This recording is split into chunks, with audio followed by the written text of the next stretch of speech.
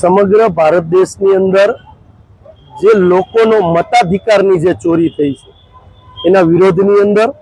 સમગ્ર ગુજરાતની અંદર વોટ ચોરી બાબતે અનેક કાર્યક્રમો આપવામાં આવ્યા। ત્યારબાદ રાજકોટ શહેરની અંદર કોઈનો મતાધિકાર ચોરી ન થાય અને જો ચોરી થયો હોય તો કોંગ્રેસ પરિવારનો અથવા કોંગ્રેસ કાર્યાલયનો અથવા વોર્ડ પ્રમુખોનો સંપર્ક કરી શકે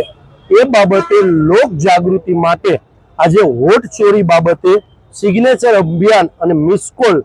મારી અને પોતાનો વિરોધ દર્શાવવા માટેનો આજનો રાજકોટ શહેર કોંગ્રેસ દ્વારા ત્રિકોણબાગ ખાતે કાર્યક્રમ રાખેલ છે અને આ કાર્યક્રમ સમગ્ર ગુજરાતમાં તારીખ 3 ના રોજ ચાલુ કરવામાં આવ્યો છે અને તારીખ 1 અને 2 સમગ્ર ગુજરાતમાં આ બાબતે ચોથી જાગીરને પ્રેસ કોન્ફરન્સ કરી અને માહિતગાર કરવામાં આવેલ હતા કે તારીખ 3 થી સમગ્ર ગુજરાતમાં સિગ્નેચર કેમ્પેન વોટ ચોરી બાબતે અને મિસકોલ કેમ્પેનની શરૂઆત કોંગ્રેસ પરિવાર કરવા જઈ રહી છે।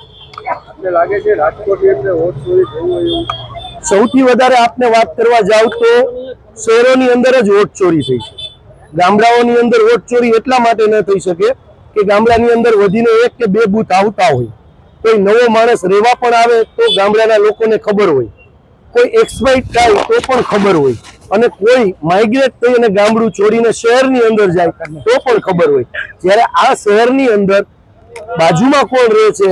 પાડોશીને છોડીને આખી શેરીમાં કોણ રહે છે, લોકોને પોતાના કામની અંદર એટલા વ્યસ્ત હોય છે એટલે ખ્યાલ નથી રહેતો। એટલે 100% રાજકોટની અંદર અમે ચોથી જાગીર સામે પણ રાખશું, અમારું કામ પણ ચાલુ છે। અત્યારે સૌથી મોટી ચોરી શહેરોની અંદર થાય છે અને આવનારા દિવસોની અંદર પ્રદેશ કોંગ્રેસ કાર્યાલયે સમગ્ર શહેરો રાજકોટ, બરોડા, ભાવનગર, જુનાગઢ, સુરત, અમદાવાદ વગેરે જગ્યાએ કામ ચાલુ છે અને પ્રદેશ કોંગ્રેસથી પ્રેસ કોન્ફરન્સ કરીને જાહેરાત પણ કરવામાં આવશે કે આ આટલા જગ્યાએ આટલી વોટ ચોરી થઈ છે। ખાસ કરીને આપને જણાવું તો માની લો એક્સપાયર થઈ ગયો એના પણ નામ છે। અહીંયા રાજકોટમાં પણ એવી જગ્યાઓ ઘણા વિધાનસભામાં જોવા મળ્યું છે કે એક ઘરની અંદર 20-20, 25-25 વોટર્સો હોય છે।